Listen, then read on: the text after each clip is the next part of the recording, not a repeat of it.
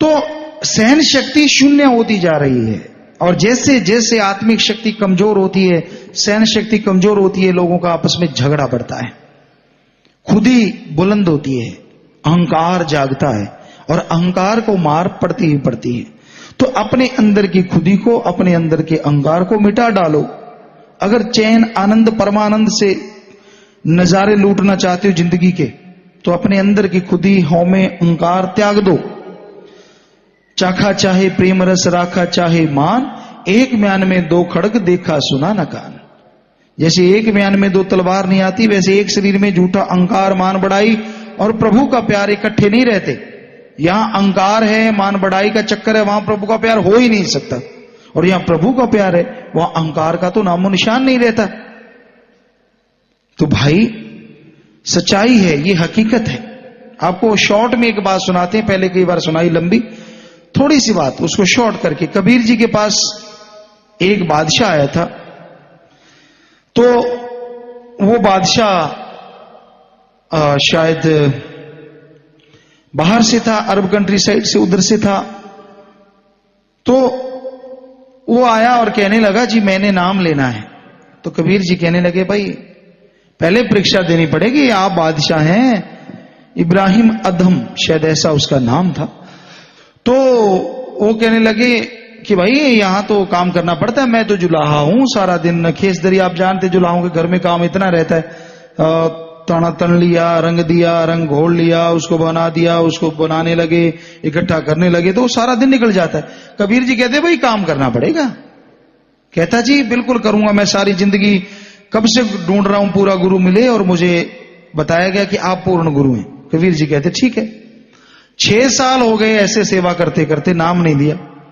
कबीर जी के घर से माता लोई थी, उन्हें लोई कहा जाता था। तो कबीर जी के साथ उनकी चर्चा चलती रहती थी राम नाम में, वो भी भगत थी।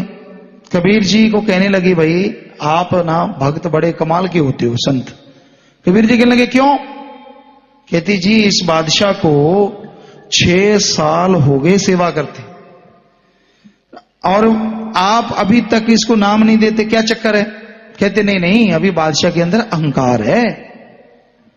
लोई कहती जी होगा, मुझे तो लगता नहीं। कहते पक्का नहीं लगता, तेरे को बताते हैं, चल ऐसे कर, पशुओं का गोबर उठा ले, उसको घोल ले, छत पे खड़ी हो जा और इसके सिर पे डाल देना, जब रास्ते से निकले खुद पीछे होके सुनना क्या कहता है।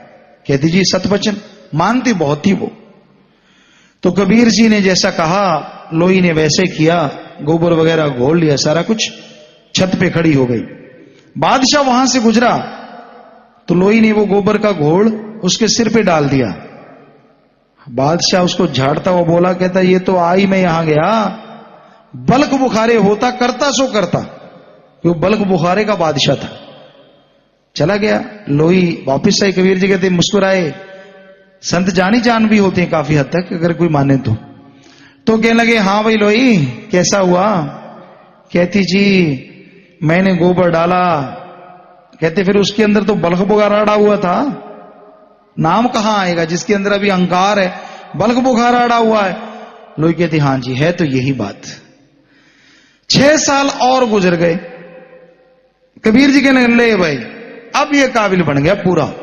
लोई हंस पड़ी, कहती जी मुझे तो वैसे ही लग रहा है, वैसे ही सेवा करता है, वैसे घूमता है, मुझे तो नहीं पता। कहते चल ठीक है, पिछली बार तूने गोबर डाला, इस बार सारी गंदगी पशुओं की, जो भी गंदी से गंदा घोल बना सकती है बना ले, चाहे आदमी बच्चे का टट्टी पेशाब बीच में कर रहा दे, सारा घोल ले और वहीं छत पे चढ़ जा, इसके सिर पे डालना। कहने लगी ठीक है जी। लोई ने वैसे ही किया, छत पे खड़ी हो गई। जैसे बादशाह वो सेवा करता करता वहां से गुजरा, सिर पे डाल दिया, पीछे हो गई। तो बादशाह वहीं घुटनों के बल बैठ गया, ऊपर हाथ रहे, ए मेरे ऊपर ये गंदगी डालने वाले, मालिक तेरा भला करे, मेरा मन कमीना इसी के काबिल था, हंकारी था, तना रहता था, शुक्र है तेरा, इसको इसकी औकात दिखा दी। लोई की आंखों में भी आंसू आ गए। कबीर जी के चरणों में जा नतमस्तक हुई। कहती जी, कबीर जी कहने लगे क्यों, अब है बल्क बुखारा?